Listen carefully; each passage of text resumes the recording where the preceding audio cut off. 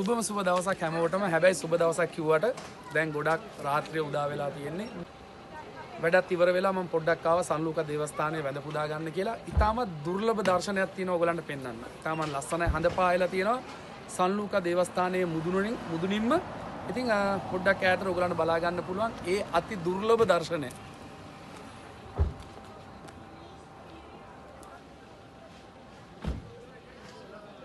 රාත්‍රිය උදා වුණාම ඔයාලට පේන ඇති සන්ලූක දේවස්ථානයේ මොන වගේ සොඳුරුද ලස්සනද කියලා. ඔයාලට පේන ඇති රාත්‍රී ආලෝකය විදුලි ආලෝකය විදුලි පහන් දැල්ලුවාට පස්සේ මේ සන්ලූක දේවස්ථානයේ තියෙන සොඳුරු බව, සුන්දර බව, ආලෝකමත් බව ඉතාම ලස්සනයි.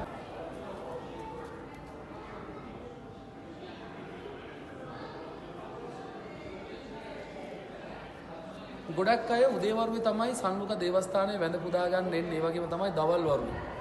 ඔයාලට පේනව නේද? රැයකට ආවම සන්ලූක දේවස්ථානයේ මොන වගේ ලස්සනද කියලා. දැන් රාත්‍රී 7 වෙන්න ළඟයි 7ට 5යි. ඉතින් සවස් 7 වෙද්දි මේගොල්ලෝ දේවස්ථානයේ වහනවා. නමුත් ඈතට මේ විදුලි පහන් දැල්ලුවට පස්සේ ඉතාමත් මනස්කාන්ත දර්ශනයක් තමයි සන්ලූක දේවස්ථානය ඈතට දිස් වෙන්නේ. ලස්සනට බලා ගන්න පුළුවන් ඈත නගරවල ජීවත් වෙන මිනිස්සුන්ට.